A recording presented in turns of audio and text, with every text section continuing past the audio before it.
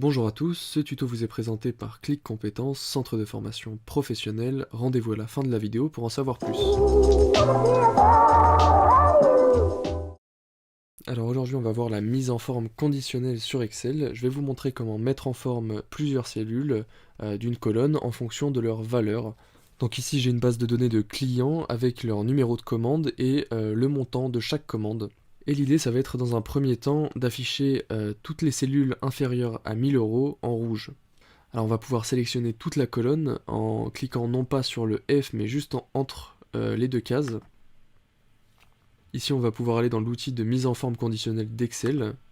Une fois qu'on a cliqué sur cet outil, vous voyez du coup plusieurs propositions. Donc tout ça c'est des raccourcis pour créer des règles, des barres de données et aussi des nuances de couleurs automatiquement. Donc c'est assez pratique puisque ça fait clairement gagner du temps. Donc comme je vous ai dit, on va d'abord créer une première règle. L'idée c'est d'afficher les cases en rouge si la valeur est inférieure à 1000 €. On va donc aller dans règle de mise en surbrillance des cellules et on va faire inférieur à. Ici on va mettre donc 1000 € et en remplissage on va mettre format personnalisé et on va pouvoir sélectionner en rouge. Et je veux aussi que la police s'affiche en jaune, puisque ça s'affichera mieux, sera plus visible pour les yeux. Donc ici, dans police, on peut aller dans couleur et sélectionner le jaune. Donc après ici, vous avez le format de la cellule. Vous pouvez choisir de l'afficher en fonction d'un certain format de nombre, en fonction de une certaine couleur, une certaine police. Vous pouvez faire à peu près tout ce que vous voulez. Ensuite, on va pouvoir cliquer sur OK. Encore une fois OK, et là vous voyez toutes les cellules dont la valeur est inférieure à 1000 s'affichent en rouge. Ce qu'on voudrait aussi c'est afficher les cases en vert pour qu'on les voit mieux pour les valeurs qui sont supérieures à 5000 €. Donc on va pouvoir resélectionner toute la colonne de nos montants, on va pouvoir aller dans mise en forme conditionnelle, on va pouvoir ajouter une règle et cette fois-ci on va sélectionner supérieur à. Donc ici j'ai dit 5000 €, on peut noter 5000 €. Le remplissage on peut encore sélectionner format personnalisé puisqu'on n'a pas le format qui nous intéresse. On peut sélectionner du coup la couleur verte.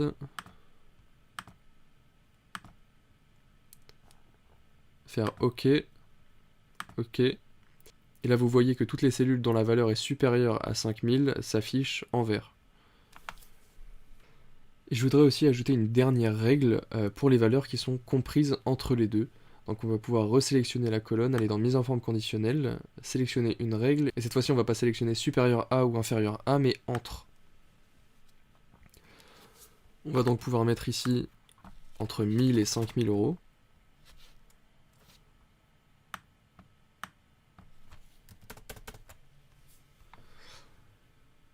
Pour le remplissage, on va pouvoir mettre un format personnalisé et aller chercher un remplissage bleu.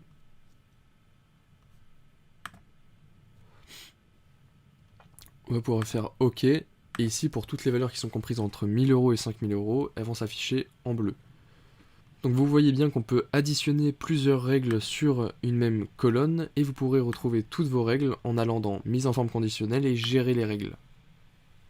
Ici donc vous avez toutes vos règles dont vous pouvez gérer la disposition avec les petites flèches ici. Et ça je vais vous donner un exemple tout de suite pour vous montrer à quoi ça sert.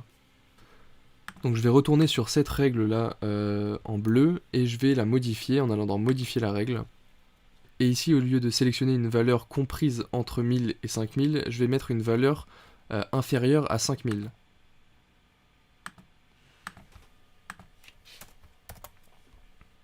Je vais pouvoir faire OK. Là je vais faire appliquer. Et là vous allez voir que les cellules rouges disparaissent. En revanche, l'écriture jaune reste, mais le remplissage rouge disparaît. Alors pourquoi ça fait ça? Tout simplement parce que les deux règles ici se rejoignent et se chevauchent. Du coup il va falloir mettre cette règle de valeur de cellules inférieure à 5000 en dessous celle-là. Et pour ce faire, on va donc la sélectionner et la mettre tout en bas. On va pouvoir faire appliquer, et là vous allez voir que ça se réaffiche normalement.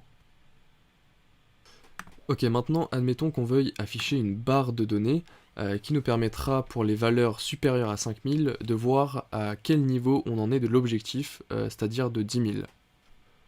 On va donc pouvoir sélectionner toute la colonne, aller dans mise en forme conditionnelle, et ici dans barre de données, vous voyez, vous avez des barres de données prédéfinies que vous pouvez sélectionner. Moi j'aime pas beaucoup la couleur, donc je vais aller directement dans créer une nouvelle règle.